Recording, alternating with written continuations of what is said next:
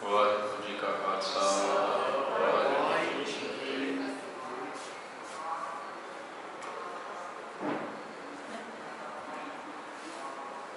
ਗੁਰੂ ਸਾਹਿਬ ਦੀ ਕਿਰਪਾ ਸਤਿਕਾਰ ਭਾਈ ਸਾਹਿਬ ਜੀ ਦੀ ਪਹਿਲੀ ਵਾਰ ਦੀ ਤੀਜੀ ਅਤੇ ਚੌਥੀ ਪੌੜੀ ਵਿਚਾਰਨ ਦੀ ਕੋਸ਼ਿਸ਼ ਕਰਨੀ ਹੈ। ਸਮਝਣ ਦਾ ਯਤਨ ਕਰਨਾ ਹੈ ਕਿ ਭਾਈ ਸਾਹਿਬ ਜੀ ਨੇ ਸਾਨੂੰ ਇਹਨਾਂ ਪੌੜੀਆਂ ਦੇ ਵਿੱਚ ਸਮਝਾਇਆ ਕੀ ਹੈ।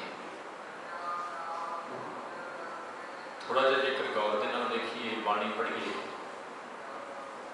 ਤੇ ਬਾਣੀ ਦੇ ਵਿੱਚ ਵੀ ਗੁਰੂ ਸਾਹਿਬ ਨੇ ਵਾਰ-ਵਾਰ ਜ਼ਿਕਰ ਕੀਤਾ ਹੈ ਕਿ ਇਹ ਜਿਹੜਾ ਮਨੁੱਖਾ ਜੀਵਨ ਹੈ ਨਾ, ਇਹ ਬੜਾ ਕੀਮਤੀ ਹੈ ਤੇ ਮਿਲਿਆ ਵੀ ਬੜੀ ਮੁਸ਼ਕਲ ਦੇ ਨਾਲ ਹੈ। ਇਹਨੂੰ ਪ੍ਰਾਪਤ ਕਰਨਾ ਇੰਨਾ ਵੀ ਈਜ਼ੀ ਨਹੀਂ ਹੈ। ਜਿਵੇਂ ਗੁਰੂ ਸਾਹਿਬ ਕਹਿੰਦੇ ਨੇ, ਫਿਰਤ ਫਿਰਤ ਬਹੁਤੇ ਜੁਗ ਹਾਰਿਓ, ਮਾਨਸ ਦੇ ਰਹੀ, ਨਾਨਕ ਕਹਿਤ ਮਿਲਣ ਕੀ ਬਰੀਆ, ਸਿਮਰਤ ਕਾਰਨ ਬਹੁਤੇ ਜੁਗ ਹਾਰਿਓ। ਜੁਗ ਜਿਹੜਾ ਹੈ ਨਾ ਲਫ਼ਜ਼, ਇਹਦਾ ਭਾਵ ਸਮੇਂ ਨੂੰ ਲਿਆ ਜਾਂਦਾ ਹੈ। ਬੜਾ ਸਮਾਂ ਹੋ ਗਿਆ ਭਟਕਦਿਆਂ, ਹੁਣ ਜਾ ਕੇ ਕਿਤੇ ਇਹ ਮੌਕਾ ਮਿਲੇ। ਉਸ ਰੱਬ ਨੇ ਤਰੁੱਟ ਕੇ ਸਾਨੂੰ ਇਹ ਮੌਕਾ ਦਿੱਤਾ ਕਿ ਆਪਣੇ ਮਕਸਦ ਨੂੰ, ਆਪਣੀ ਮੰਜ਼ਿਲ ਨੂੰ ਅਸੀਂ ਪ੍ਰਾਪਤ ਕਰ ਸਕੀਏ। ਤੇ ਐਸਾ ਵੀ ਕੁਝ ਭਾਈ ਸਾਹਿਬ ਜੀ ਨੇ ਨਾ, ਅੱਜ ਦੀ ਜਿਹੜੀ ਪਹਿਲੀ ਵਾਰ ਹੈ ਉਹਦੀ ਤੀਜੀ ਪੌੜੀ, ਇਹਦੇ ਵਿੱਚ ਇਸੇ ਤਰ੍ਹਾਂ ਦੀ ਕੋਈ ਗੱਲ ਸਮਝਾਈ ਹੈ ਭਾਈ ਸਾਹਿਬ ਨੇ। ਇਹ ਦੱਸਿਆ ਹੈ ਕਿ ਇਹ ਮਨੁੱਖਾ ਜੀਵਨ ਜਿਹੜਾ ਬੜਾ ਕੀਮਤੀ ਹੈ, ਦੁਰਲਭ ਹੈ, ਮਿਲਿਆ ਬੜੀ ਮੁਸ਼ਕਲ ਦੇ ਨਾਲ ਤੇ ਹੈ ਸਭ ਤੋਂ ਸ੍ਰੇਸ਼ਟ, ਸਭ ਤੋਂ ਉੱਤਮ। ਤੇ ਜੇ ਸਭ ਤੋਂ ਉੱਤਮ ਹੈ ਤੇ ਫਿਰ ਇਹਦਾ ਪਰਪਸ ਵੀ ਸਭ ਤੋਂ ਉੱਤਮ ਹੋਏਗਾ। ਉਹਦੀ ਪ੍ਰਾਪਤੀ ਕਿਵੇਂ ਹੋਣੀ ਹੈ ਜਾਂ ਉੱਤਮ ਕਿਵੇਂ ਹੈ, ਇਹ ਦੋ ਤਿੰਨ ਗੱਲਾਂ ਭਾਈ ਸਾਹਿਬ ਜੀ ਨੇ ਇਸ ਤੀਜੀ ਪੌੜੀ ਦੇ ਵਿੱਚ ਸਾਨੂੰ ਸਮਝਾਈਆਂ ਨੇ। ਸੋ ਆਓ ਆਪਾਂ ਪਹਿਲਾਂ ਪੌੜੀ ਨੂੰ ਪੜ੍ਹ ਲਈਏ, ਉਸ ਤੋਂ ਬਾਅਦ ਆਪਾਂ ਇਹਦੀ ਵਿਚਾਰ ਕਰਾਂਗੇ। ਜੀ ਭਾਈ ਸਾਹਿਬ ਜੀ ਕਹਿ ਰਹੇ ਨੇ, ਕਹਿੰਦੇ 84 ਲੱਖ ਜੋੜ ਵਿੱਚ ਉਤਮ ਜਨਮ ਸੁਮਾਨਸ ਦੀ, ਅੱਖੀਂ ਵੇਖਣ ਕਰਨ ਸੁਣਨ, ਮੁਖ ਸ਼ੁਭ ਬੋਲਣ ਬਚਨ ਸੁਨੇਹੀ, ਹੱਥੀਂ ਕਾਰ ਕਮਾਵਣੀ, ਪੈਰੀ ਚੱਲ ਸਤ ਸੰਗ ਮਿਲੇਹੀ, ਕਿਰਤ ਵਿਰਤ ਕਰ ਧਰਨੀ, ਖੱਟ ਖਵਾਲਣ ਕਾਰ ਕਰੇਹੀ, ਗੁਰਮੁਖ ਜਨਮ ਸਕਾਰਥਾ, ਗੁਰਬਾਣੀ ਪੜ੍ਹ ਸਮਝ ਸੁਨੇਹੀ, ਗੁਰ ਭਾਈ ਸੰਤੁਸ਼ਟ ਕਰ, ਚਰਨਾਮ੍ਰਿਤ ਲੈ ਮੁਖ ਕਵੇਹੀ, ਪੈਰੀ ਪਵਨ ਨਾ ਛੋੜੀਐ, ਕਲੀ ਕਾਲ ਰਹਿ ਰਾਸ ਕਰੇਹੀ, ਆਪ ਤਰੇ ਗੁਰ ਸਿੱਖ ਤਰੇਹੀ, ਆਪ ਤਰੇ ਗੁਰ ਸਿੱਖ ਤਰੇਹੀ। ਤੁਹਾਨੂੰ ਯਾਦ ਹੋਏਗਾ ਜਿਹੜੀ ਸੈਕਿੰਡ ਕਲਾਸ ਸੀ ਆਪਣੀ, ਜਿਹਦੇ ਵਿੱਚ ਪਹਿਲੀ ਤੇ ਦੂਜੀ ਪੌੜੀ ਨੂੰ ਆਪਾਂ ਵਿਚਾਰਿਆ ਸੀ, ਉਹਦੇ ਵਿੱਚ ਵੀ ਹੈ 84 ਲੱਖ ਜਿਹੜਾ ਵਰਡ ਹੈ ਉਹ ਆਇਆ ਸੀ। ਤੇ ਮੈਂ ਉੱਥੇ ਵੀ ਬੇਨਤੀ ਕੀਤੀ ਸੀ ਕਿ ਜਿਹੜੇ ਪੁਰਾਤਨ ਵਿਚਾਰ ਨੇ ਬਾਕੀ ਧਰਮਾਂ ਦੇ, ਮੇਨਲੀ ਹਿੰਦੂ ਧਰਮ, ਉਹਦੇ ਵਿੱਚ 84 ਲੱਖ ਦਾ ਕਨਸੈਪਟ ਹੈ। ਉਹ ਮੰਨਦੇ ਨੇ ਜੂਨਾ 84 ਲੱਖ ਨੇ, ਐਗਜ਼ੈਕਟ 84 ਲੱਖ ਹੀ ਮੰਨਦੇ ਨੇ, ਨਾ ਵੱਧ ਤੇ ਨਾ ਘੱਟ। ਪਰ ਜਦੋਂ ਬਾਣੀ ਦੇ ਵਿੱਚੋਂ ਆਪਾਂ ਇਹ ਲਫ਼ਜ਼ ਪੜ੍ਹਦੇ ਹਾਂ ਨਾ, ਤੇ ਬਹੁਤੇ ਸਾਡੇ ਵਿੱਚੋਂ ਬਹੁਤੇ ਇਹ ਸਮਝਦੇ ਨੇ ਕਿ ਸ਼ਾਇਦ ਗੁਰੂ ਸਾਹਿਬ ਵੀ ਉਹੀ ਗੱਲ ਕਰਦੇ ਪਏ ਨੇ ਜਿਹੜੀ ਉਹਨਾਂ ਧਰਮਾਂ ਦੇ ਵਿੱਚ ਮਿਲਦੀ ਹੈ 84 ਲੱਖ ਵਾਲੀ। ਪਰ ਜਦੋਂ ਆਪਾਂ ਬਾਣੀ ਦੇ ਕਨਸੈਪਟ ਨੂੰ ਵਿਚਾਰਦੇ ਹਾਂ, ਡੀਪਲੀ ਥੋੜ੍ਹਾ ਜਿਹਾ ਸਮਝਣ ਦੀ ਕੋਸ਼ਿਸ਼ ਕਰਦੇ ਹਾਂ, ਤੇ ਸਮਝ ਪੈਂਦੀ ਹੈ ਕਿ ਗੁਰੂ ਸਾਹਿਬ ਨੇ ਕੁਝ ਐਸੇ ਵਰਡ ਯੂਜ਼ ਕੀਤੇ ਨੇ ਬਾਣੀ ਦੇ ਵਿੱਚ, ਜਿਨ੍ਹਾਂ ਦਾ ਭਾਵ ਉਹਨਾਂ ਧਰਮਾਂ ਦੇ ਵਿੱਚ ਕੁਝ ਹੋਰ ਹੈ, ਪਰ ਉਸ ਵਰਡ ਨੂੰ ਗੁਰੂ ਸਾਹਿਬ ਨੇ ਇੱਕ ਐਗਜ਼ਾਮਪਲ ਦੇ ਤੌਰ ਤੇ ਸਮਝਾਉਣ ਦੇ ਲਈ ਯੂਜ਼ ਕੀਤਾ। ਹੁਣ ਇਹ ਦੱਸਣ ਦੇ ਲਈ ਕਿ ਜੂਨਾ ਬਹੁਤ ਨੇ, ਪਰ ਜੋ ਵਿਚਾਰ ਆਮ ਲੋਕਾਂ ਦੇ ਦਿਮਾਗ ਦੇ ਵਿੱਚ, ਬ੍ਰੇਨ ਦੇ ਵਿੱਚ, ਜ਼ਿਹਨ ਦੇ ਵਿੱਚ ਮੌਜੂਦ ਸੀ ਆਲਰੇਡੀ ਪਹਿਲਾਂ ਹੀ 84 ਲੱਖ ਵਾਲਾ, ਗੁਰੂ ਸਾਹਿਬ ਨੇ ਉਹੀ ਸੇਮ ਵਰਡ ਯੂਜ਼ ਕਰਕੇ ਲੋਕਾਂ ਨੂੰ ਸਮਝਾਇਆ ਕਿ ਸਰਕਲ ਬੜਾ ਲੰਬਾ ਹੈ 84 ਲੱਖ ਦਾ। पर ਜਿਹੜੀਆਂ ਜੂਨਾਂ ਨੇ ਉਹ 84 ਲੱਖ ਤੋਂ ਕਿਤੇ ਜ਼ਿਆਦਾ ਹੋ ਸਕਦੀਆਂ ਨੇ। ਬਾਣੀ ਦੇ ਵਿੱਚ ਹੀ ਇੱਕ ਵਚਨ ਆਪਾਂ ਪੜਾਂਗੇ, ਕਹਿੰਦੇ 42 ਲੱਖ ਜੀ ਜਲ ਮੇ ਹੋਤੇ। 42 ਲੱਖ, 42 ਦਾ ਮਤਲਬ ਹੈ 42 ਲੈਕਸ, 42 ਲੱਖ। 42 ਲੱਖ ਜੀਵ ਕਹਿੰਦੇ ਇਕੱਲੇ ਪਾਣੀ ਦੇ ਵਿੱਚ ਨੇ। ਇਹ ਵੀ ਐਸਟੀਮੇਟ ਹੈ, ਐਗਜ਼ੈਕਟ 42 ਲੈਕਸ ਹੀ ਨੇ, ਵੱਧ ਨੇ ਘੱਟ ਨੇ ਕੁਝ ਨਹੀਂ ਕਿਹਾ ਜਾ ਸਕਦਾ। ਇੱਕ ਐਸਟੀਮੇਟ ਦੇ ਤੌਰ ਤੇ ਜੋ ਮੰਨਿਆ ਗਿਆ ਪੁਰਾਤਨ ਉਹਦੇ ਅਕੋਰਡਿੰਗਲੀ ਜ਼ਿਕਰ ਕੀਤਾ ਗਿਆ। ਤੇ 42 ਲੱਖ ਜੇ ਪਾਣੀ ਵਿੱਚ ਨੇ ਤੇ ਫਿਰ ਉਸ ਵਿਚਾਰ ਦੇ ਅਕੋਰਡਿੰਗਲੀ 42 ਲੱਖ ਹੀ ਇਸ ਧਰਤੀ ਦੇ ਉੱਤੇ ਹੋਏ, ਇਸ ਧਰਤੀ ਦੇ ਉੱਤੇ ਜਿਵੇਂ ਆਪਾਂ ਲੈ ਰਹੇ ਹਾਂ। ਸੋ 84 ਲੱਖ ਦਾ ਜਿਹੜਾ ਕਨਸੈਪਟ ਹੈ ਨਾ, ਕਈ ਸਾਡੇ ਵਿੱਚੋਂ ਪਤਾ ਕੀ ਕਹਿੰਦੇ ਨੇ, ਤੁਸੀਂ ਜਦੋਂ ਪੰਜਾਬ ਜਾਂਦੇ ਹੋ ਅੰਮ੍ਰਿਤਸਰ ਦੀ ਧਰਤੀ ਤੇ ਉੱਥੇ ਲੈਂਡ ਕਰਦੇ ਹੋ, ਦਰਬਾਰ ਸਾਹਿਬ ਸ੍ਰੀ ਹਰਿਮੰਦਰ ਸਾਹਿਬ ਦੇ ਦਰਸ਼ਨ ਦੀਦਾਰ ਕਰਨ ਤੋਂ ਬਾਅਦ ਜੇ ਤੁਸੀਂ ਗੋਇੰਦਵਾਲ ਸਾਹਿਬ ਦੀ ਧਰਤੀ ਤੇ ਗਏ ਹੋ, ਗੋਇੰਦਵਾਲ ਸਾਹਿਬ ਤੇ ਉੱਥੇ ਬੌਲੀ ਹੈ ਨਾ, ਤੁਹਾਨੂੰ ਪਤਾ ਨਾ ਸਾਰਾ ਬੌਲੀ ਹੈ, ਬੌਲੀ ਦੀਆਂ 84 ਪੌੜੀਆਂ ਨੇ, ਸਟੈਪਸ ਨੇ। ਤੇ ਹੈਰਾਨਗੀ ਦੀ ਗੱਲ ਇਹ ਹੈ ਕਿ ਉੱਥੇ ਸਾਡੇ ਹੀ ਗੁਰੂ ਘਰ, ਆਪਣੇ ਸਾਰਿਆਂ ਦੇ ਗੁਰੂ ਘਰ ਨੇ ਜੀ, ਸਾਰਿਆਂ ਦੇ ਸਾਂਝੇ ਨੇ। ਤੇ ਜਿਹੜਾ ਉੱਥੋਂ ਦਾ ਪ੍ਰਬੰਧ ਹੈ ਜਿਨ੍ਹਾਂ ਦੇ ਕੋਲ, ਉੱਥੇ ਬਾਹਰ ਇੱਕ ਬੋਰਡ, ਨੋਟਿਸ ਬੋਰਡ ਲੱਗਾ ਹੋਇਆ ਹੈ ਜਿਹਦੇ ਉੱਤੇ ਸਪਸ਼ਟ ਲਿਖਿਆ ਗਿਆ ਕਿ 84 ਪੌੜੀਆਂ ਨੇ। ਜੇਕਰ ਤੁਸੀਂ ਇੱਥੇ ਪਾਠ ਕਰਦੇ ਹੋ, ਹਰ ਇੱਕ ਪੌੜੀ ਦੇ ਉੱਤੇ ਜਪਜੀ ਸਾਹਿਬ ਦਾ ਇਸ਼ਨਾਨ ਕਰਦੇ ਹੋ, ਪਾਠ ਕਰਦੇ ਹੋ, ਇਸ਼ਨਾਨ ਕਰਦੇ ਹੋ, ਪਾਠ ਕਰਦੇ ਹੋ, 84 ਟਾਈਮਸ ਤੁਹਾਡੀ 84 ਕੱਟੀ ਜਾਏ। ਜੇ ਇਹ ਗੱਲ ਨੂੰ ਮੰਨ ਲਈਏ ਤਾਂ ਫਿਰ ਬਾਣੀ ਤੇ ਕੁਝ ਹੋਰ ਕਹਿ ਰਹੀ ਹੈ, ਪਰ ਉਹ ਕੁਝ ਗੱਲ ਹੋਰ ਹੋ ਜਾਂਦੀ ਹੈ ਨਾ। ਸੋ ਉਹ 84 ਸਟੈਪਸ ਨੂੰ ਲੈ ਕੇ ਕਈ ਕਹਿੰਦੇ ਨੇ ਕਿ ਜੀ ਦੇਖੋ ਗੁਰੂ ਸਾਹਿਬ ਨੇ ਵੀ 84 ਲੱਖ ਜੂਨਾਂ ਮੰਨੀਆਂ ਨੇ, ਪਰ ਮੈਂ ਇੱਥੇ ਇੱਕ ਗੱਲ ਕਲੀਅਰ ਕਰਦੇ ਹਾਂ ਕਿ ਉਹਨਾਂ 84 ਪੌੜੀਆਂ ਦਾ 84 ਲੱਖ ਜੂਨਾਂ ਦੇ ਨਾਲ ਦੂਰ ਦੂਰ ਦਾ ਵੀ ਕੋਈ ਸੰਬੰਧ ਨਹੀਂ ਹੈ, ਨਹੀਂ। ਉਹਨੂੰ ਆਪਾਂ ਇਹਨਾਂ ਦੇ ਨਾਲ ਰਿਲੇਟ ਨਹੀਂ ਕਰ ਸਕਦੇ ਕਿ ਜੀ ਜੇਕਰ ਮੈਂ ਉੱਥੇ 84 ਪਾਠ ਕਰ ਲਏ, ਹਰ ਇੱਕ ਪੌੜੀ ਤੇ ਖੜਾ ਹੋ ਕੇ ਇਸ਼ਨਾਨ ਕਰ ਲਿਆ 84 ਵਾਰ ਤੇ ਮੇਰੀ 84 ਕੱਟੀ ਜਾਏਗੀ। ਇੱਦਾਂ 84 ਨਹੀਂ ਜੀ ਕੱਟੀ ਜਾਂਦੀ, ਇੱਦਾਂ ਮਨੁੱਖਾ ਜਨਮ ਸਫਲ ਨਹੀਂ ਜੀ ਹੁੰਦਾ। ਭਾਈ ਸਾਹਿਬ ਜੀ ਕਹਿੰਦੇ ਨੇ 84 ਲੱਖ ਜੂਨ ਵਿੱਚ, ਹੁਣ ਇੱਥੇ ਮੇਰੇ ਖਿਆਲ ਕਲੀਅਰ ਹੋ ਗਿਆ ਹੋਏਗਾ ਕਿ ਇਕੱਲੀਆਂ 84 ਲੱਖ ਜੂਨਾਂ ਨਹੀਂ, ਬਹੁਤ ਨੇ ਜਿਨ੍ਹਾਂ ਦੀ ਗਿਣਤੀ ਨਹੀਂ ਹੋ ਸਕਦੀ, ਨਹੀਂ ਗਿਣਤੀ ਹੋ ਸਕਦੀ, ਇੰਨੀਆਂ ਹੋਣੇ। ਤੇ ਭਾਈ ਸਾਹਿਬ ਜੀ ਕਹਿੰਦੇ ਉਹਨਾਂ ਸਾਰੀਆਂ ਜੂਨਾਂ ਦੇ ਵਿੱਚੋਂ ਕੀ ਹੈ ਜੀ, ਉੱਤਮ ਜਨਮ ਸੋ ਮਾਨਸ ਦੇਹੀ। ਮਾਨਸ ਦੇਹੀ ਦਾ ਮਤਲਬ ਕਲੀਅਰ ਹੈ ਜੀ, ਸਿੰਪਲ ਵਰਡ ਨੇ। ਮਾਨਸ ਦਾ ਕਹਿੰਦੇ ਨੇ ਮਨੁੱਖ ਨੂੰ, ਇਨਸਾਨ ਨੂੰ। ਦੇਹੀ ਦਾ ਮਤਲਬ ਹੁੰਦਾ ਹੈ ਸਰੀਰ। ਸਾਰੀਆਂ ਜੂਨਾਂ ਦੇ ਵਿੱਚੋਂ ਇਹ ਮਨੁੱਖਾ ਸਰੀਰ ਜਿਹੜਾ ਨਾ ਉੱਤਮ ਹੈ। ਉੱਤਮ ਦਾ ਮਤਲਬ ਹੈ ਸ੍ਰੇਸ਼ਟ ਹੈ, ਸਭ ਤੋਂ ਚੰਗਾ। ਕਿਉਂ? ਕਿਸ ਰੀਜ਼ਨ ਕਰਕੇ? ਗੁਰੂ ਸਾਹਿਬ ਨੇ ਵੀ ਬਾਣੀ ਦੇ ਵਿੱਚ ਕਹਿ ਦਿੱਤਾ ਕਿ ਬਾਕੀ ਜਿੰਨੀਆਂ ਜੂਨਾਂ ਨੇ, ਅਵਰ ਜੋਨ ਤੇਰੀ ਪਨਹਾਰੀ, ਇਸ ਧਰਤੀ ਮਹਿ ਤੇਰੀ ਸਿਕਦਾਰੀ। ਬਾਕੀ ਜਿੰਨੀਆਂ ਜੂਨਾਂ ਨੇ ਉਹ ਸਾਰੀਆਂ ਤੇਰੀਆਂ ਪਾਣੀਹਾਰ ਨੇ। ਪਨਹਾਰੀ ਦਾ ਮਤਲਬ ਹੈ ਪਾਣੀ ਭਰਨ ਵਾਲੀਆਂ। ਪਾਣੀ ਭਰਨ ਵਾਲੀਆਂ ਦਾ ਭਾਵ ਕਿ ਸੇਵਾ ਕਰਨ ਵਾਲੀਆਂ, ਮੇਰੇ ਅੰਡਰ ਨੇ ਸਾਰੀਆਂ, ਮੇਰੀ ਸੇਵਾ ਦੇ ਲਈ ਨੇ। ਤੂੰ ਸਰਦਾਰ ਹੈ ਸਾਰਿਆਂ ਦਾ। ਉੱਥੇ ਗੁਰੂ ਸਾਹਿਬ ਸਰਦਾਰ ਕਹਿੰਦੇ ਪਏ, 184 ਜੋਨ ਉਪਾਈ ਮਾਨਸ ਕਉ ਪ੍ਰਭ ਦੀ ਵਡਿਆਈ। ਗੁਰੂ ਸਾਹਿਬ ਕਹਿੰਦੇ ਨੇ ਮਾਨਸ ਕਉ ਪ੍ਰਭ ਦੀ ਵਡਿਆਈ, ਮਨੁੱਖ ਨੂੰ ਪਰਮਾਤਮਾ ਨੇ ਵਡਿਆਈ ਦੇ ਦਿੱਤੀ। ਗੁਰੂ ਸਾਹਿਬ ਕਹਿੰਦੇ, ਉੱਥੇ ਕਹਿੰਦੇ ਤੂੰ ਸਰਦਾਰ ਹੈ। ਇੱਥੇ ਭਾਈ ਸਾਹਿਬ ਜੀ ਕਹਿੰਦੇ ਉੱਤਮ ਜਨਮ ਸੁਮਾਨਸ ਦੇਹੀ, ਕਿ ਤੇਰਾ ਮਨੁੱਖਾ ਜੀਵਨ ਬੜਾ ਉੱਤਮ ਹੈ, ਸਭ ਤੋਂ ਚੰਗਾ ਹੈ। ਕਿਉਂ? ਕੀ ਰੀਜ਼ਨ ਹੈ? ਜੋ ਅੱਖਾਂ ਸਾਨੂੰ ਰੱਬ ਨੇ ਦਿੱਤੀਆਂ, ਉਹੀ ਅੱਖਾਂ ਜਾਨਵਰਾਂ ਨੂੰ, ਪੰਛੀਆਂ ਨੂੰ, ਕੀੜੇ ਮਕੌੜਿਆਂ ਨੂੰ ਵੀ ਦਿੱਤੀਆਂ ਨੇ। ਜੋ ਸਰੀਰ, ਚਲੋ ਸਰੀਰ ਡਿਫਰੈਂਟ ਹੋ ਸਕਦਾ ਹੈ ਨਾ, ਬੋਡੀ ਜਿਹੜੀ ਹੈ ਉਹ ਡਿਫਰੈਂਟ ਹੋ ਸਕਦੀ ਹੈ। ਕਈਆਂ ਦੇ 4 ਪੈਰ ਨੇ ਜਾਂ 4 ਲੱਤਾਂ ਕਹਿ ਲਈਏ, ਰੱਬ ਨੇ ਸਾਨੂੰ 2 ਪੈਰ ਤੇ 2 ਬਾਹਾਂ, 2 ਹੱਥ ਦੇ ਦਿੱਤੇ ਨੇ। ਸਰੀਰ ਦੀ ਗੱਲ ਕਰੀਏ ਤੇ ਆਲਮੋਸਟ ਸੇਮ ਹੈ, ਆਲਮੋਸਟ ਸੇਮ ਹੈ। ਪਰ ਫਰਕ ਕਿੱਥੇ ਆਉਂਦਾ ਹੈ? ਮੇਨਲੀ ਫਰਕ ਕਿੱਥੇ ਆਉਂਦਾ ਹੈ ਕਿ ਇਨਸਾਨ ਜਿਸ ਤਰ੍ਹਾਂ ਬੋਲ ਕੇ ਆਪਣੀ ਗੱਲ ਦੂਜੇ ਤੱਕ ਪਹੁੰਚਾ ਸਕਦਾ ਹੈ, ਬਾਕੀ ਜੁਨਾ ਇੱਦਾਂ ਨਹੀਂ ਕਰ ਸਕਦਾ। ਜਿਹੜੀ ਸਮਝ ਇਨਸਾਨ ਦੇ ਕੋਲ ਹੈ, ਸੋਚਣ ਸ਼ਕਤੀ, वो पशुओं के कोल, पंछियों के कोल या दूजे जानवरों के कोल नहीं। अपनी इस अकल के करके ही इंसान जिहड़े ना जिहड़े बड़े खतरनाक जानवर बने गए ने शेर वर्गे, उन्होंने भी कंट्रोल च कर लेता।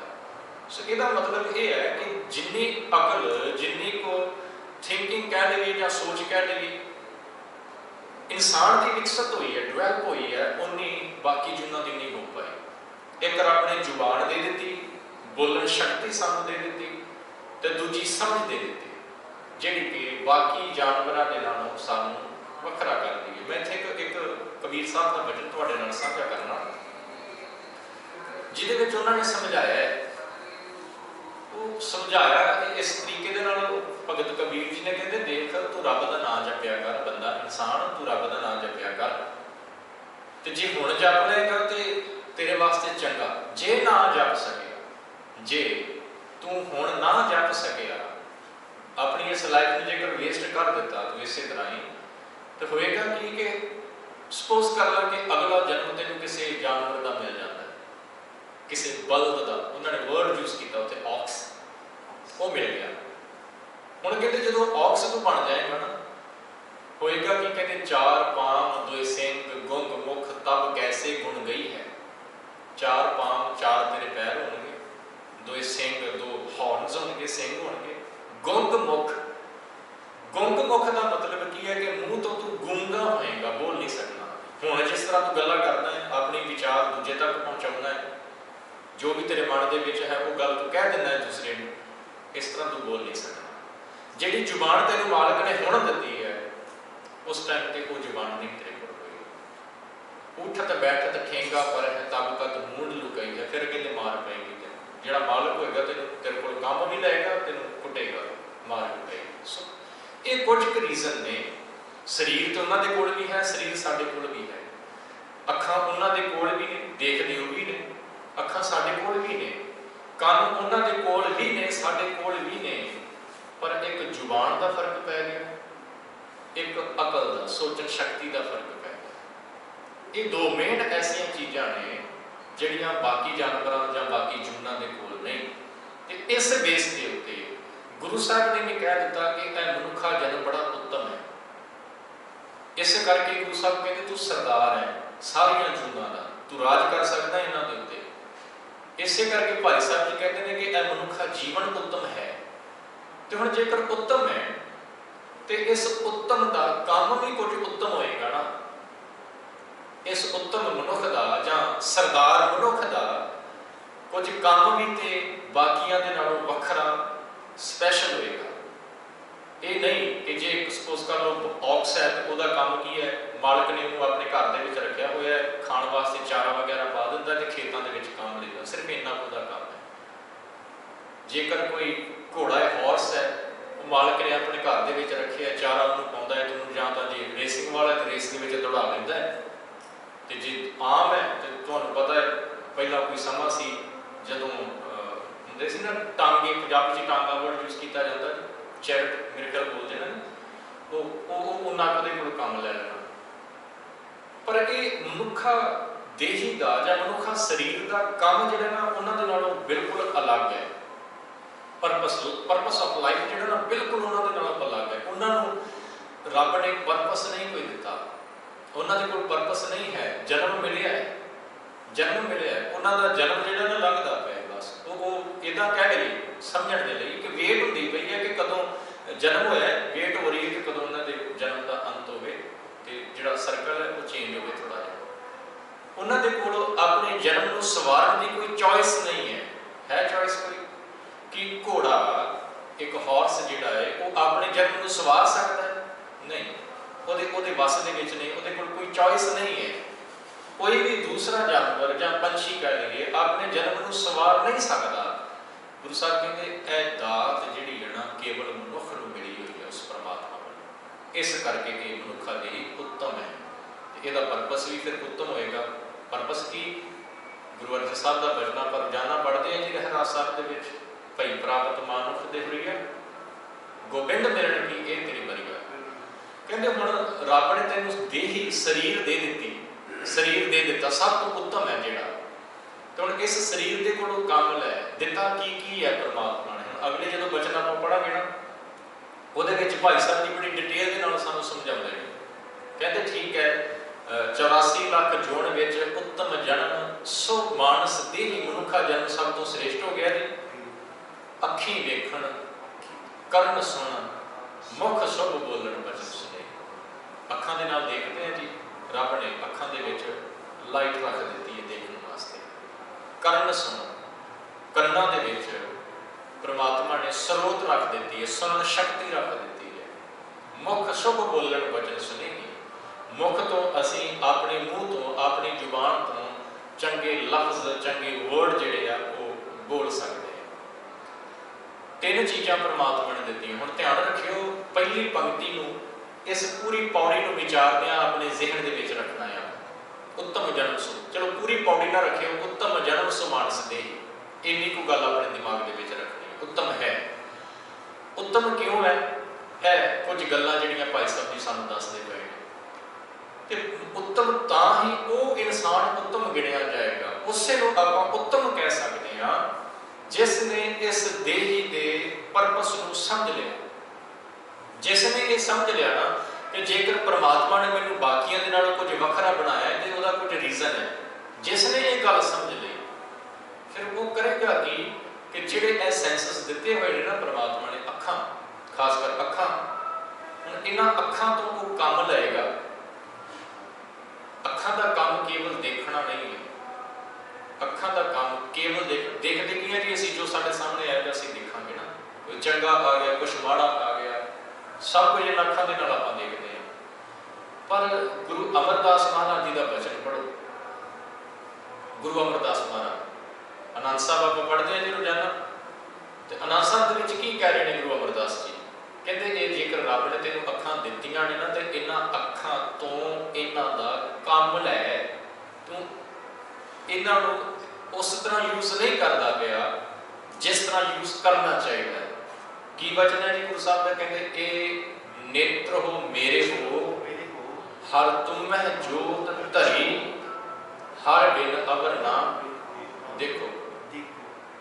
है काम जे ये काम मैं इन्हां अखां दे कोलों लै रहा, इसका मतलब है कि मैं ये समझ चुका कि मेरा जीवन जिहड़ा है मनुखा जीवन या मनुखा देही बड़ी उत्तम जे मैं इन्हां अखां तो काम लै।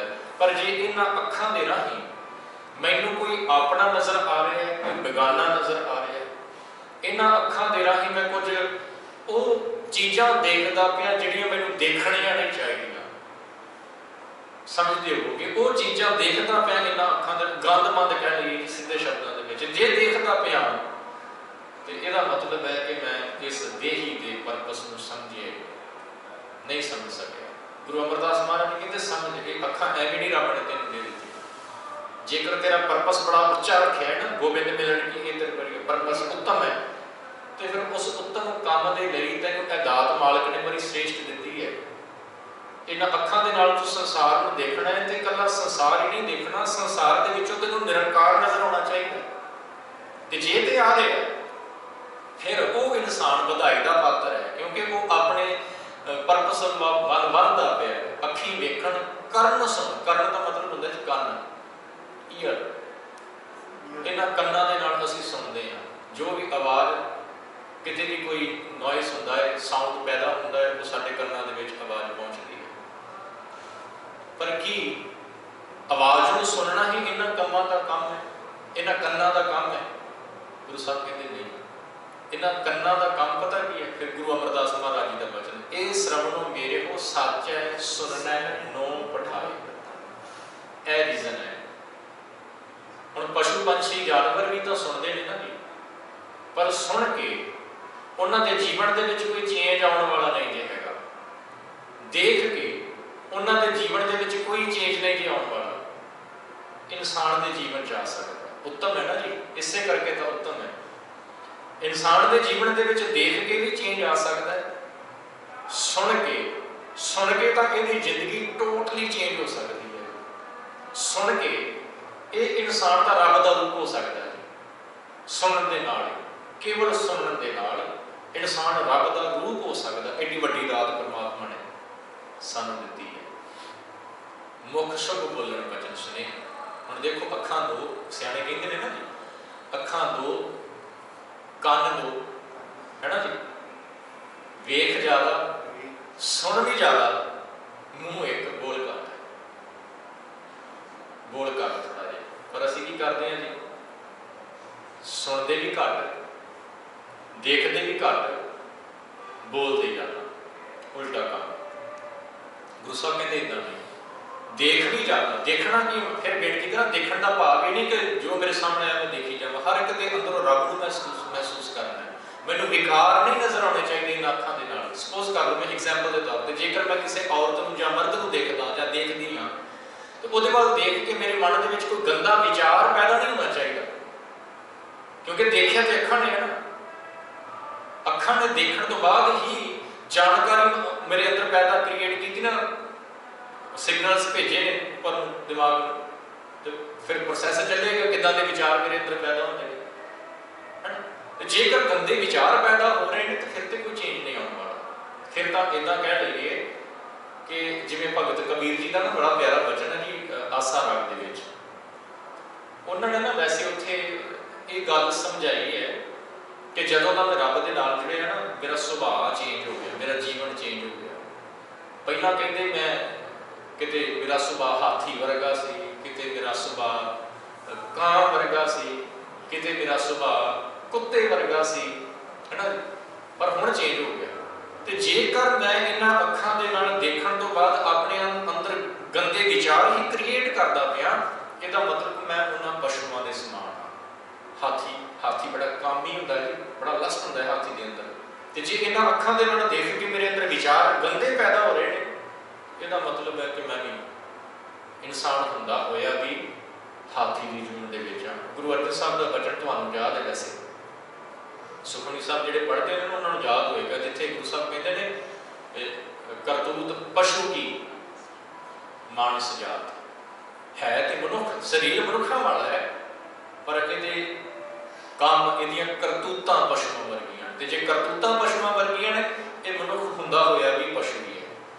सो गुरु साहब कहते इन्हां अखां दे नाल देख रब नज़र आना चाहिए, हर एक दे अंदरों अपनापन तैनूं नज़र आना चाहिए। कन्नां दे नाल सुन, की सुनना है? उस मालिक की बाणी को सुनना है, चंगियां गल्लां सुननियां ने, बाणी को सुनना है, वो विचार सुनने ने जिहड़े विचार सुनने तो बाद तेरे अंदर कोई चेंज पैदा हो सके। किसी की निंदा, किसी की चुगली, इहो जिहियां गल्लां नहीं सुनने वास्ते कान दित्ते रब ने। गुरु साहब कहते नहीं, जे तू ये सुनता पिया तो गलत ट्रैक के उत्ते है, पर जे इन्हां कन्नां दे कोलों इन्हां दा काम लैना शुरू कर दिता, फिर जीवन का सही रस्ता तू अपनाएगा, तेरे जीवन के चेंज आना शुरू हो जाएगा। कन बड़ी महत्वता रखते हैं, बड़े इंपॉर्टेंट ने कन साडी जिंदगी के विच, क्योंकि ये कन ही यही एक रस्ता है, कन जिहड़े सानूं निरंकार दे नाल जोड़ सकते हैं। मस्कीन साहब की एक गल बड़ी याद आती है जी, वैसे वो कहते मनुख नूं भुख लगती है ना, जो भुख लगती है तो प्रशादा छकदा है, किवें छकदा जी? मूँह दे राहीं बुरकी तोड़ी, मूँह दे विच पाई, दंदां ने चबाई, अंदर चली गई, भुख मिट गई। शरीर की भुख कहते मूँह के रस्ते प्रशादा छकांगे तो दूर होएगी, प्रशादा अंदर जाएगा। आत्मा की जिहड़ी भुख है ना, आत्मा की जिहड़ी भुख है, वो मूँह के रस्ते अंदर नहीं जाके भुख मिटनी, वो कान ही ने, वो कन्नां के रस्ते वो खुराक अंदर जानी है। इस रब मेरे वो सच है सुनना नो पठाए। जदों परमात्मा की नाम रूपी बाणी इन्हां कन्नां दे नाल सुनी जाएगी ना, वो जदों साडे अंदर जाएगी तो फिर चेंज आना है। इत्थे मैं छोटी जी एक कहानी तुहानूं सुणावां, मेरे ख्याल अगे मैं किसी क्लास के साझी की होगी। कहते एक मूर्तियां बनाने वाला आदमी सी, आर्टिस्ट सीगा, जिहड़ा मूर्तियां बनाउंदा सी, स्कल्पचर कहते हैं जी। उन्हें 3 मूर्तियां बनाई, 3 तीनों का साइज सेम है, जिहड़े अखां कान हथ पैर लगाए हैं बिल्कुल सेम, कोई फर्क नहीं है देखण दे विच उन्हां मूर्तियां दे विच। वो लैके राजे के कोल चला गया, राजे नूं जाके कहंदा मैं राजन मैं मूर्तियां 3 बनाईयां ने, बड़ी मेहनत लगी है, तो मैं चाहुंदा कि तू खरीद इन्हां नूं। राजा मूर्तियां नूं देखदा है तो वैसे उन्होंने लोड़ महसूस नहीं होती कि मैं इन्हां नूं खरीदा, पर हुण वो आर्टिस्ट आण के खुद कह रहा है, तो राजा चंगा सी बेचारा, कदरदान सी, तो कहता चलो मैं खरीद लेना, इन्हां दा प्राइस दस की है। एक दे उत्ते हथ रखदा, कहता चलो आपां समझण दे लई कह लईए, कहता एक $10, दूजी दे उत्ते $20, तीजी $30। राजा हस दिया, कहता कमाल है, मूर्तियां तो सेम ने, फर्क तो कोई नहीं तिन्हां दे विच, ते इन्हां दी कीमत दे विच फर्क क्यों? तो हुण वो आर्टिस्ट कहता राजे ने इसका जवाब मैं तुहानूं प्रैक्टिकल करके दिखावांगा क्यों फर्क है इन्हां दे विच। कहता इदां करो, एक ना छोटा जिहा तीला, तीला समझदे स्ट्रॉ कहणी है ना, हाँ जी, वो लिया के दो, वो मंगवाया जाता है। पहली मूर्ति फड़दा है ते ਉਹਦੇ ਕੰਨ ਦੇ ਵਿੱਚ ਮਾਰਦਾ, ਕੰਨ 'ਚ इधरों मारता है, इधरों बाहर निकल जाता है। दूजी मूर्ति फड़दा है, ਉਹਦੇ ਕੰਨ ਵਿੱਚ मारता है, ਹੁਣ ਉਹ ਤੀਲਾ ਜਿਹੜਾ ना बाहर नहीं निकलता, ਉੱਥੇ रुक जाता है, अंदर मारिया थोड़ा जिहा अंदर गया, रुक गया। तीजी मूर्ति पकड़ी, ਉਹਨੇ ਤੀਲਾ मारिया ਕੰਨ ਦੇ ਵਿੱਚ, ना बाहर निकलिया ना रुकिया, वो अंदर चला गया। कहता आ फर्क है। पहली मूर्ति उस इंसान को रिप्रजेंट करती है जिहड़ा इधरों सुनता है, इधरों बाहर कढ़ दिंदा, कोई चेंज नहीं आता जीवन दे विच। उन्होंने धर्म की गल कहो, उन्होंने चंगी गल कहो, उहदे उत्ते कोई असर नहीं होता, उन्हें बस इधरों तो सुनी आ बाहर कढ़ दिंदा। दूजी कहता वो ऐसे इंसान को रिप्रजेंट करती है जिहड़ा सुनता तो है, सुनता तो है, पर असर कोई नहीं उहदे उत्ते। रुक गया ना जिहड़ा तीला जी, इत्थे बाहर नहीं निकले, सुन लई, समझ लग गई कि कहानी असल दे विच है की, पर उन्होंने अपनाउंदा नहीं, फॉलो नहीं करता। तीजी उसनूं रिप्रजेंट करती है जिहड़ा सुनदा है, सुनन तो बाद उन्होंने अपने अंदर लै जाता है, तो अंदर ले जाने का मतलब है लाइफ के विच कमा लेना, फॉलो कर लेना, तो जिहड़ा फॉलो कर लेंदा है उसका जीवन चेंज हो जाता है। कन्न इस करके रब ने सानूं दित्ते ने कि तूं सुने, सुन के उस सुनी हुई चंगी गल, चंगे विचार नूं जां नाम नूं जां बाणी नूं अपने अंदर लैके जा, जिवें अंदर जाएगी वो गल, तेरे अंदर की भुख मिटेगी, आत्मा की भुख मिटेगी, तेरा जीवन चेंज होना शुरू हो जाएगा। कबीर साहब ने कहना जो मेरा सुभाव चेंज हो गया, पहला हाथी वर्गा सी, घोड़े वर्गा सी, जां बुल वर्गा सी, वो सारा कहते चेंज हो गया। तो चेंज इस तरह ही आया, सुन सुन के, सुन सुन के कहते मेरे अंदर चेंज आ गया। तो इस करके भाई साहब जी कहते अखी वेखण, करन सुनन, मुख शुभ बोलन, वचन सुने ही। ਹੁਣ सुनने का भाव इत्थे ये नहीं कि कोई दूजा बोले तो मैं सुनागा, ये भी ठीक है। भाई साहब जी पाठ करते पे मैं अपने कन्ना दे नाल सुना, कीर्तन हो रहा है मैं अपने कन्ना दे नाल सुना, वो भी अंदर जा रहे। पर इत्थे जदों इंसान इकल्ला बैठा है, उदों उदों जदों मैं सपोज कर लो जपजी साहब का पाठ करता पे, एक ओंकार तो स्टार्ट किया है जी, तो जिहड़े जिहड़े लफ्ज़ मैं बोलता पिया ना, उन्हां बोले हुए लफ्ज़ां नूं अपने ही कन्ना दे नाल सुना। इसे करके सियाणे कहते हैं, बुजुर्ग कहते जदों बाणी पढ़ो ना, जां सिमरन दे विच किते तुसीं बैठो, तो थोड़ा जिहा उच्ची बोलो, उन्नी कुछ उच्ची आवाज़ दे विच पढ़ो जिन्नी कि तुहाडे कन्नां तक पहुँच सके। जे ज़्यादा उच्चा नहीं बोल सकते कोई गल नहीं, पर उन्नी क आवाज़ तुहाडे मूँह दे विचों निकलनी चाहिए है जिन्नी कि तुहाडे कन्नां तक पहुँच सके। उहनूं सुनो। मुख शुभ बोलन वचन स्नेही, इस जुबान तो मिठे वचन बोलने ने। जिथे परमात्मा की नाम रूपी बाणी पढ़नी है, सुननी है, उत्थे अपनी जुबान तो मिठे चंगे लफ्ज भी बोलने ने। गुरु साहब ने कहना जब लग दुनिया रही है नानक, किश सुनी है किश कही है, ऐसा लफ्ज नहीं इस जुबान तो बोलना जिस लफ्ज नूं सुनन तो बाद किसी के हिरदे नूं ठेस पहुंचे, किसी के हिरदे नूं ठेस पहुंचे, किसी का दिल दुख दे। बाबा फरीद जी ने कहा, कहते जे तो प्रिया दी सिक, मैं बेनती की मनुखा जन्म श्रेष्ठ है, परपस उत्तम है, साडा परपस जिहड़ा ना बड़ा उत्तम है, तो मेरे इकल्ले का उत्तम नहीं है, हर एक का उत्तम है। तो जे मैं चाहना कि मैं अपने परपस नूं पा लवां, मैं अपने गोल नूं अचीव कर लवां, तो बाबा फरीद जी उत्थे सानूं रिमाइंड कराते पे ने, कहते जे तो प्रिया दी सिक, सिक का मतलब होता है जी तांग, थर्स्ट, प्यास, जे तेरे अंदर प्रिया परमात्मा नूं पाउण दी तांग है, हियाओ, हियाओ का मतलब होता जी हिरदा, ना ठाहे कहीदा, ठाहे का मतलब होता हिर किसी के दिल नूं ठेस पहुंचाउणी, कोई इहो जिहा लफ्ज बोलना जिस नूं सुणन तो बाद किसी का दिल दुख जाए। बाबा फरीद जी कहते इदां ना करें, क्योंकि जेकर किसी का दिल दुखाएगा ना तो उस दिल के अंदर रब रहिंदा है, ਉਹਦੇ अंदर रब रहिंदा है, तो तू ਉਹਨੂੰ ठेस नहीं पहुँचाई तो रब ਨੂੰ ठेस पहुँचाई है, तेनों परपस तेरा मिलना नहीं जिंदगी दे विच। सो इस करके करके मुख शुभ बोलन बचन स्नेही।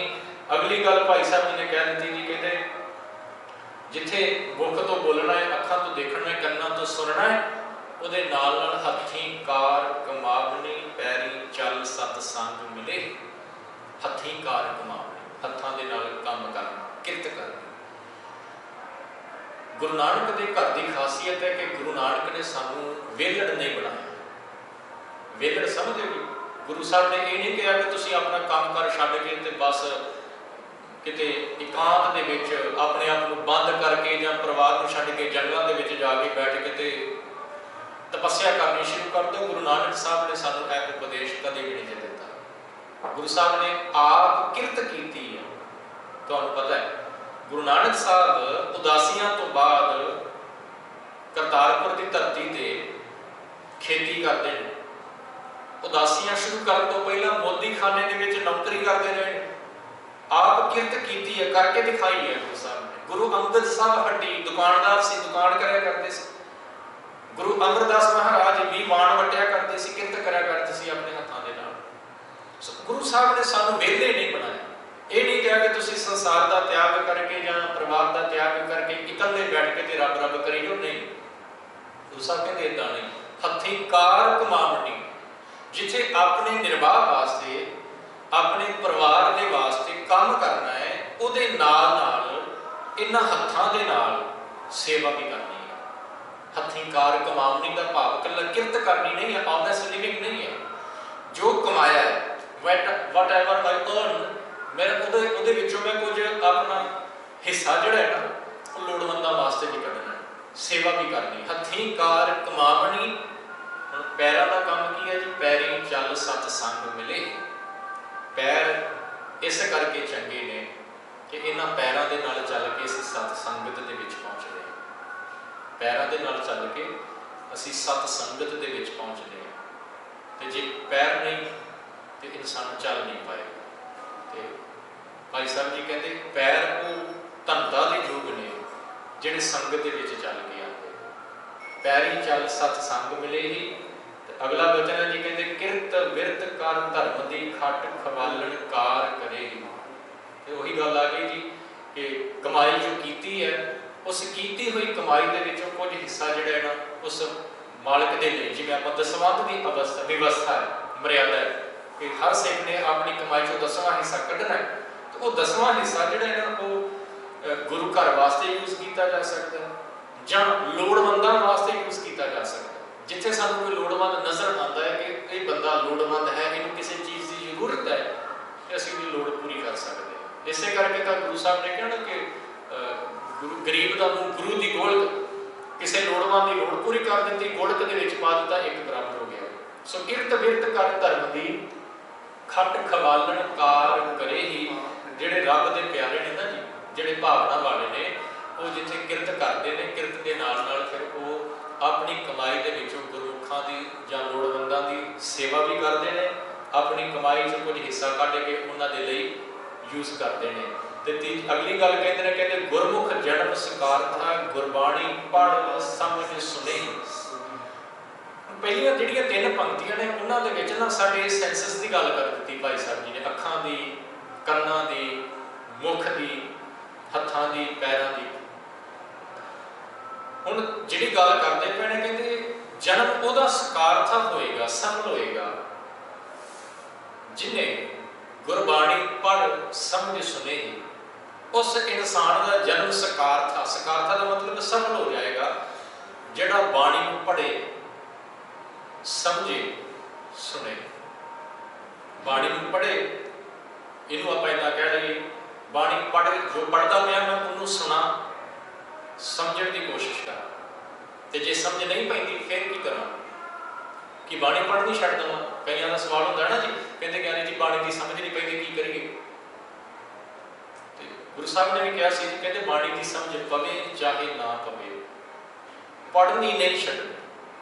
मैं हमेशा कहना जी गुरबाणी की एक बहुत वड्डी खासियत है, जो खासियतों का जिक्र करना शुरू कर दईए बेअंत ने, पर एक का मैं जिक्र करा एड्डी वड्डी खासियत है बाणी की, तुसी पढ़नी शुरू करो, तुहानू नहीं समझ पै रही ना, पढ़नी शुरू करो, हौली हौली डे बाय डे पढ़ते पढ़ते थोड़ी थोड़ी समझ अपने आप ही आनी शुरू हो जाती है।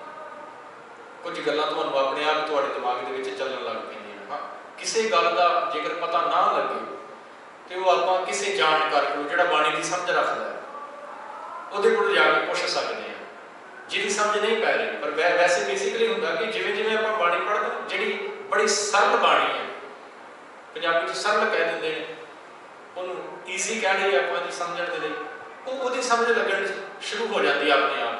पर कुछ ऐसे वर्ड ने बाणी के जिहड़े बड़े महंगे ने, महंगे का मतलब वैसे जे अंग्रेजी के कहांगा तो वो जचदा जिहा नहीं है, डिफिकल्ट कह देते हैं, डिफिकल्ट कह देते हैं। पर महंगा लफ्ज़ है ना जिहड़ा वो पंजाबी यूज करते हैं, औखा नहीं कहते बाणी को असीं पंजाबी के कहते जिहड़ा कि कोई बाणी के नाल संबंध रखने वाला ना, वो कोल तुसीं ये नहीं सुनोगे कि बाणी बड़ी औखी है, नहीं, वो कहेगा बाणी बड़ी महंगी है, बाणी बड़ी महंगी है। सो जिहड़ी कुछ संस्कृति हो गई ਜਾਂ कुछ फारसी के जिहड़े शब्द ने, अरबी के शब्द ने जिन्हां दी सानूं समझ नहीं, जे उत्थे आण के असीं अटक जाते हैं, अड़ जाते, नहीं समझ पै रही, ਉਹਦਾ हल की है कि आप किसी जानकार के कोल जाके पता करें।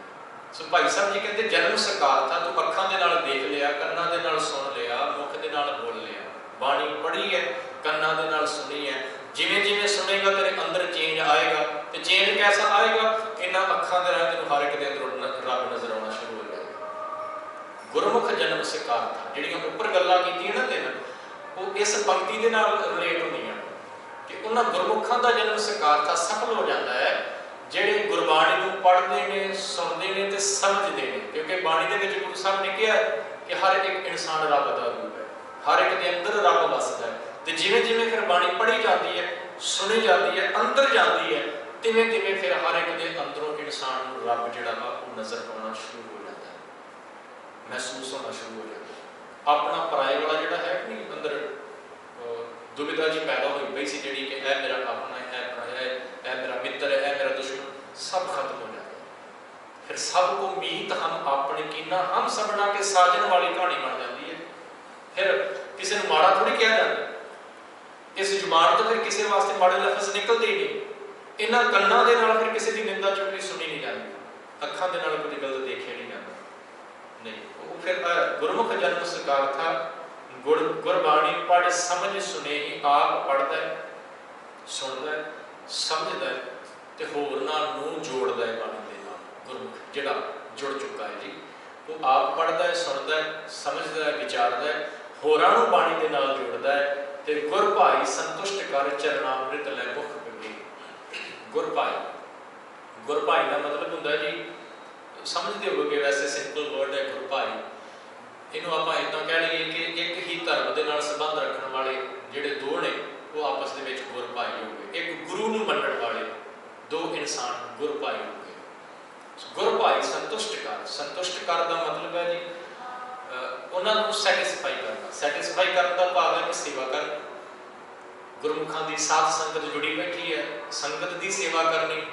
संगत की सेवा कई तरीकों के नाल हो सकती है, बर्तनों की, जोड़िया की, झाड़ू की, साफ सफाई की, जां कोई समा सी जो पखा झलण की सेवा होंदी सी। गर्मियों का मौसम होना, पखे भी नहीं होंगे, लाइट का प्रबंध कोई ज़्यादा नहीं थे, पखे चले जाते थे, वो भी सेवा।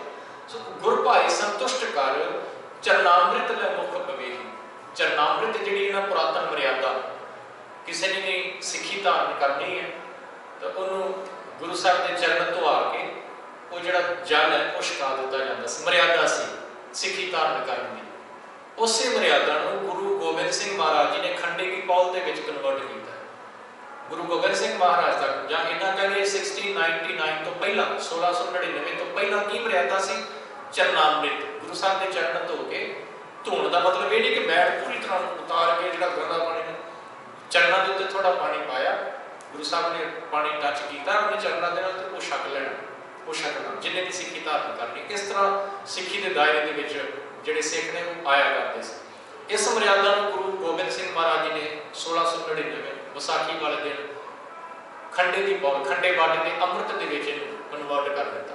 उस समय तो ये चरणामृत वाली मर्यादा जी बंद हो गई तो खंडे के अमृत की जी मर्यादा वो स्टार्ट हो गई। चरणामृत लै मुख पवेही गुरमुखा के जन्म जीवन को देख के कईयों के अंदर चाह पैदा होया कि मैं भी गुरु की सिक्खी धारण करा। बड़िया एग्जाम्पल्स मिलनगियां ने।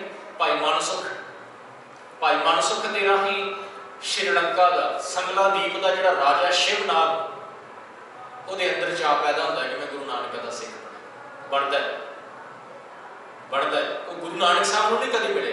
उन्हें भाई मानसुख के जीवन को देखे, वो जीवन की जो मर्यादा वो अपना पाया है उन्होंने देखा, बड़ा प्रभावित हो गया क्योंकि वो भाई मानसुख जो गुरमुख जन्म सरकार का वह जन्म सफल हो चुका सी बाणी को कमा के जीवन के जो कमा है वह जीवन प्रचार बन जाता है, वह जीवन प्रचार करता है। तो भाई मानसुख वाल वेख के ही राजा शिवनाग गुरु नानक का सिख बनता है। गुरु नानक के दर से आके फिर गुरु की सिक्खी भी प्राप्त करता है राजा शिवनाग। तो पैरी पवन न छोड़ी है कली काल रहरास करे ही। भाई साहब जी कहते जोड़े गुरमुख ने ना जी वो निम्रता नहीं जे छड्डदे, निम्रता का पल्ला नहीं जे छड्डदे, ह्यूमिलिटी नहीं जे छड्डदे, वो हौमे दे विच नहीं आउंदे, ईगो उन्हां दे नेड़े नहीं जी आउंदी, ईगो नहीं जी उन्हां दे नेड़े आउंदी, वो निम्रता दे विच रहिंदे, सेवा दे विच जुड़े रहंदे। पैरी पवन ना छोड़ी है कली काल रहरास करेगी। कली काल का मतलब है काल का मतलब होंदा है जी समा। कली काल जो दो लफ्ज जुड़ जाते हैं वैसे इसका जॉइंट मतलब किया जाता है जी कलयुग का समा। कलयुग का समा जो कलयुग के बारे अगे चल के विचार है कि उत्थे आपां विचारांगे कि असल च कलयुग है कि।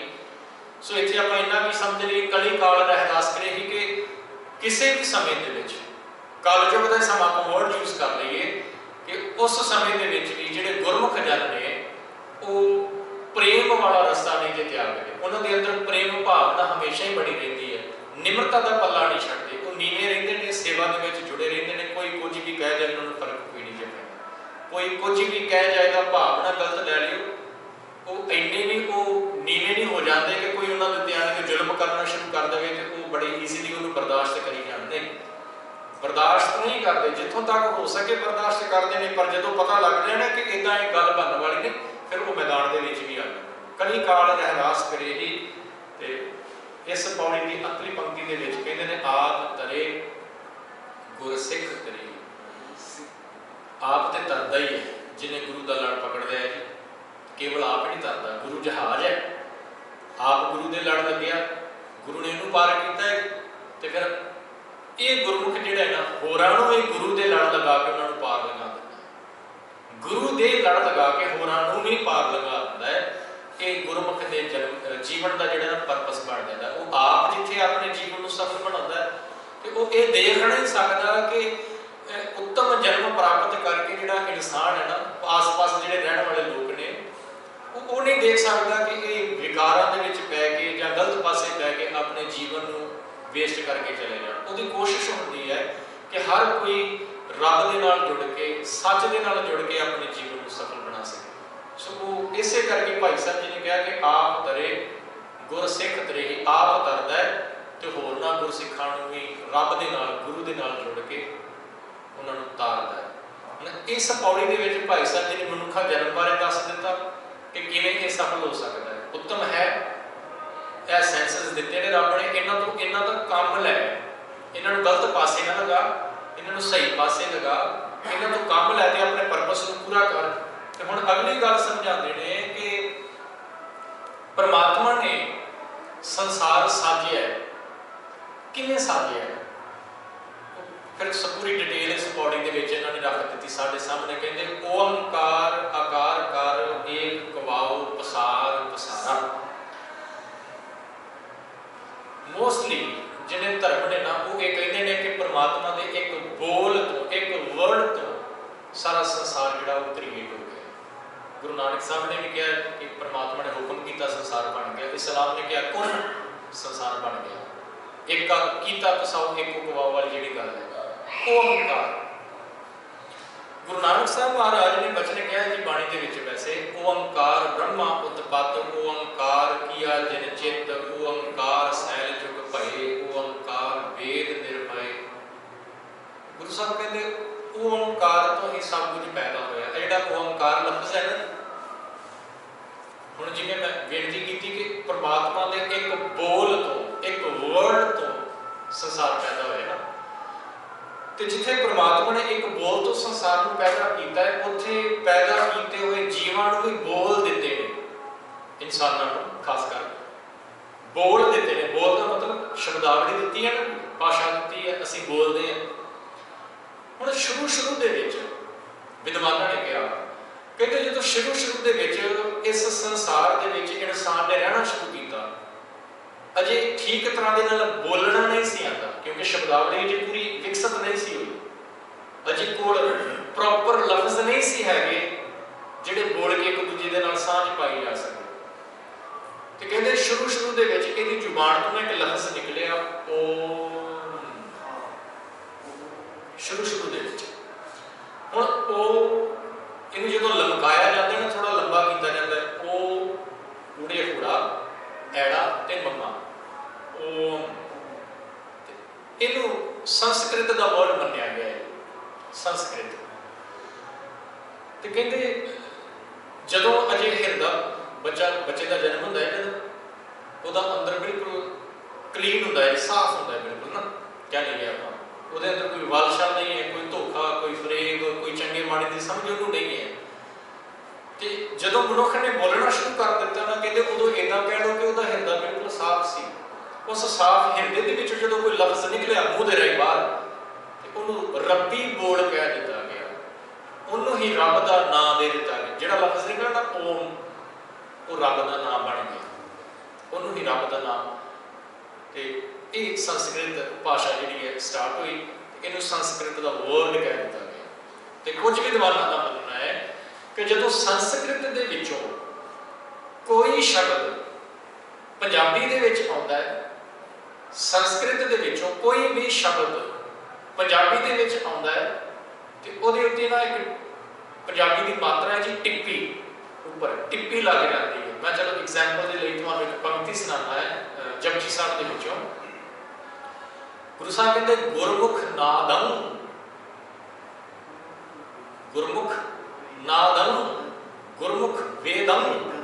आ नादम ते वेदम जे तुसी गुरमुखी के विच पाठ करते हो तो नोट किया होएगा कि ये जिहड़े वर्ड ना दोनों इन्हां दे दत्ते दे उत्ते टिप्पी लगी हुई, मात्रा लगी हुई, ये दोनों ही वर्ड जिहड़े ने संस्कृत के नाद ते वेद, संस्कृत के दोनों ही वर्ड ने।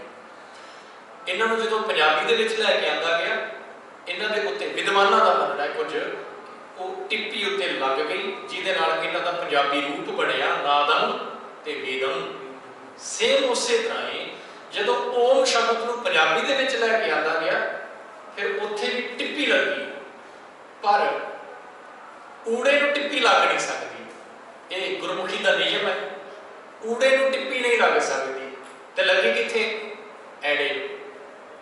तुसीं ऊपर देखते पे हो ऐड़े के उत्ते टिप्पी मात्रा लगी हुई है जी ओम।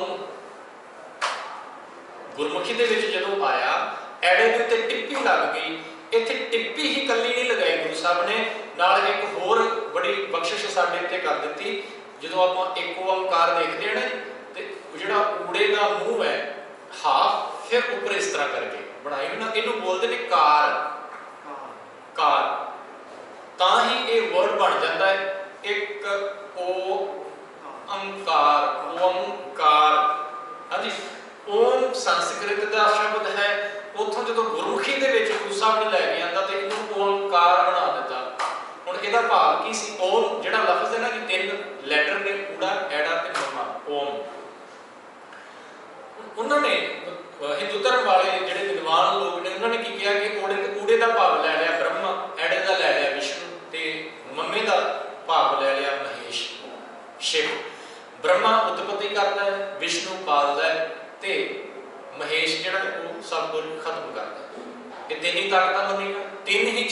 इंसान के सामने सी कि जन्म होंदा है, पालना भी ब्रॉटअप होंदा है ते अंत हो जाता है।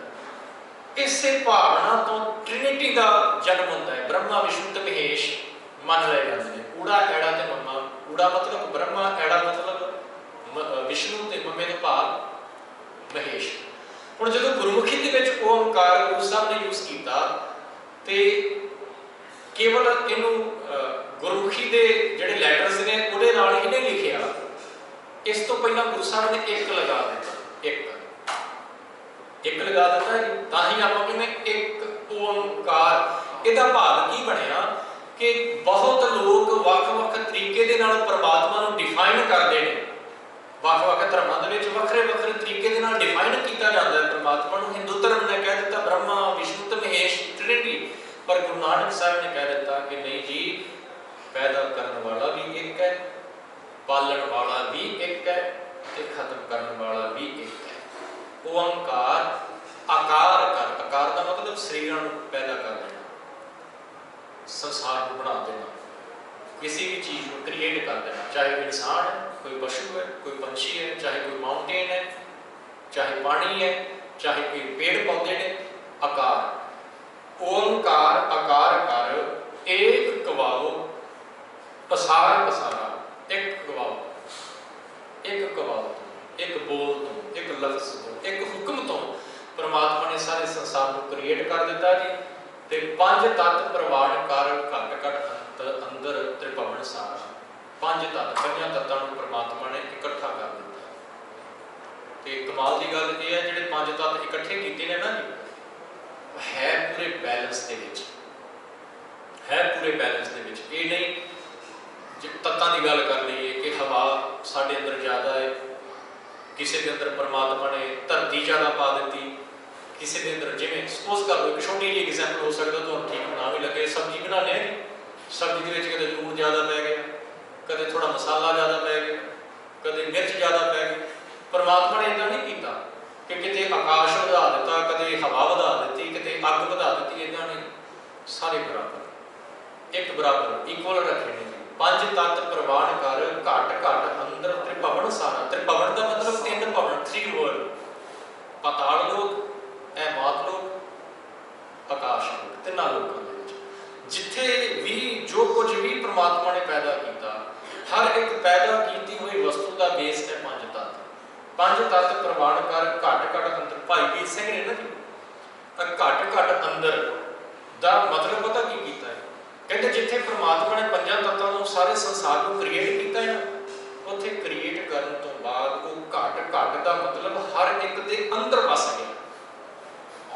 घट घट के अंदर मतलब हर एक दे अंदर वस गया, चाहे वो इंसान है, चाहे पशु पंछी है, जीव जंतु है, पेड़ पौधे है, नैचुरल कोई चीज़ है, हर एक दे अंदर वो परमात्मा समा गया। घट घट अंदर त्रिभवन सारा। कादर किने ना लखिया, कादर किने ना लखिया, कुदरत साज किया होता। जिस कादर ने, कादर का मतलब होता जी क्रिएटर, जिस क्रिएटर ने इस संसार को क्रिएट किया ना, किने ना लखिया। लखिया का मतलब है कि उन्होंने देखा थोड़ी, किसी ने देखा, किसी ने नहीं देखा। अज तक किसी ने नहीं देखा तो ना अगे कोई देख पाएगा, क्योंकि परमात्मा रूप ना रंग ना, है ना, उसका कोई रूप नहीं, उसका कोई रंग नहीं, कोई उसका आकार नहीं।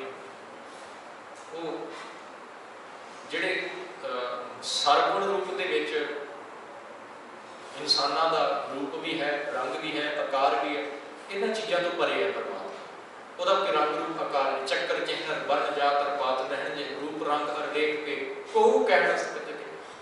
कहते उन्होंने देखा नहीं जा सकता, ना पहला कहने किसी ने देखा तो ना ही अगे कोई देखेगा। पर बाणी के विच एक गल वार वार आती है ना कि गुरु साहब कहते हैं, कहते दर्शन देखो अपना, दर्शन दीजिए खोल के बाद, दर्शन तेरे की प्यास मन लगी, मैं तेरे दर्शन करना चाहता, मैंने दर्शन दे, प्यास लगी हुई है, दर्शन दे। क्यों किवें वो दर्शन देगा जो उसका रंग रूप आकार ही कोई नहीं, फिर किवें उसके दर्शन होणगे, किनू देखांगे आपां? तो कई कहते हैं जी, कहते ज्ञानी जी जो सिमरन करना होंदा है, सिमरन के विच ध्यान किहदा रखीए फिर, क्योंकि रब दा ते आकार कोई नहीं, फिर ध्यान कित्थे टिकाईए?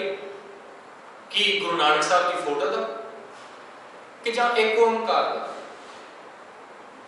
कि जां गोल्डन टैंपल दा सॉरी मैं गोल्डन टैंपल लफ्ज़ यूज़ कर लिया, ध्यान रखियो तुसीं भी ना यूज़ करिया करो। गोल्डन टैंपल नहीं, दरबार साहब श्री हरमंदर साहब, किते उहदा ध्यान रखिए जां किसी होर गुरुद्वारे का ध्यान रखिए, कित्थे ध्यान रखिया करिए। सिंपल जी गल है। हुणे मैं बेनती करके हटिया, ना गुरु नानक की फोटो का ध्यान धरना, क्योंकि फोटो गुरु नानक साहब की है कोई नहीं, ना दरबार साहब का ध्यान धरना, ना एक ओंकार का ध्यान धरना। फिर ध्यान किहदा धरना है? बाणी जवाब दिंदी है जी, मैं की जवाब दे सकदा। गुरु साहब बाणी च कहते हैं, कहते तू ध्यान जे धरना है ना तो पता कितने ध्यान धर, जो तू लफ्ज़ बोलता पिया उस बोले हुए लफ्ज़ के विच ध्यान धर। धुन मैं ध्यान मैं जाने, धुन का मतलब साउंड, जो बोलता पाया, जो साउंड मैं क्रिएट करता पाया, जे मैं बाणी पढ़ रहा वो साउंड क्रिएट हो रहा है, तो मैं की करा अपने कन्नां नूं इत्थे लै आवां, अपनी जुबान के कोल सुनी जावां बस। तो जिवें जिवें सुनांगा तिवें तिवें रब नज़र नहीं आने लगा। ये ना सोचे कि हुण कहांगे कि रब नज़र आ जाएगा, रब नहीं से नज़र आने लगा, एहसास आना शुरू हो जाएगा, एक वखरा ही आनंद आना शुरू हो जाएगा, वखरी ही फीलिंग तुहानूं महसूस होनी शुरू हो जाएगी। तो जो वो फीलिंग आनी शुरू हो गई ना, फिर जदों भी किसी वाल तुसीं देखोगे ना, वो सेम फील तुहाडे अंदर क्रिएट होएगा, परमात्मा ने नज़र नहीं लिया। इस तरीके दे नाल तुसीं इंसान के अंदर रब नूं महसूस करना। फिर भाई कन्हैया जी वाली कहानी बन जानी है, हर एक के अंदर गुरु दिखेगा, हर एक के अंदरों रब दिखेगा, रब महसूस होएगा, फील आएगा तुहानूं। भाई साहब जी कहते कादर किहने ने रखिया? किसी ने नहीं देखा। बड़ियां ने परमात्मा को बयान करने दी कोशिशें कीतियां जी, एक्सप्लेन करने की कोशिश की, कईयां ने ये कोशिश की कि मैं उसका अंत पा लवां, सारे थक हार गए। किहने ने रखिया? भाई साहब कहते कुदरत साज सब कुछ क्रिएट करके, संसार को क्रिएट करके किया अवतारा। कईयां ने इस पंक्ति के अर्थ किए हैं कि परमात्मा ने संसार को क्रिएट करके अवतार पैदा कर दिते, पर नहीं। कुदरत साज संसार को क्रिएट करने तो बाद परमात्मा ने की किया कि आप उहदे अंदर अवतरण हो गया, वस गया, अपने आप को उन्हें अवतरण कर लिया हर एक के अंदर जी, हर एक के अंदर वो परमात्मा समा गया। कहते एक दू कुदरत लख कर लख बेअंत असंख अपारा। हुण ये धरती एक ही थोड़ी ना है, ये धरती एक ही थोड़ी है, जिहड़ी है कुदरत सानू नज़र आ रही है, जिहड़ा संसार सानू नज़र आ रहा है, वो एक थोड़ी ना है।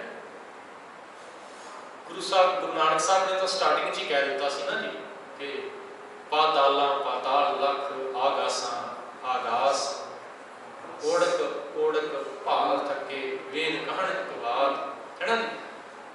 एक नहीं है, पता नहीं किन्नियां कि इस धरती वर्गियां होर धरतियां परमात्मा ने क्रिएट कीतियां होईयां।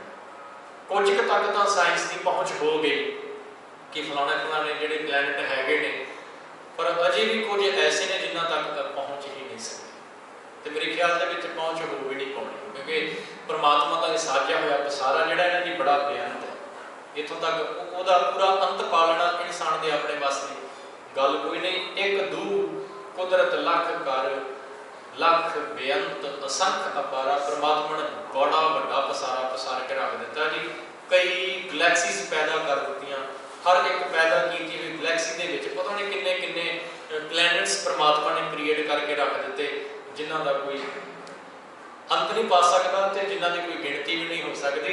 रोम रोम में रखे होण कर ब्रह्मांड करोड़ शुमारा, रोम रोम अपने हर एक जर्रे दे विच, हर एक जर्रे दे विच, हर एक पैदा की हुई चीज़ के विच परमात्मा ने बड़ा कुछ भेद लुका दिते हैं जी, जिहदा कोई अंत नहीं जी पा सकता।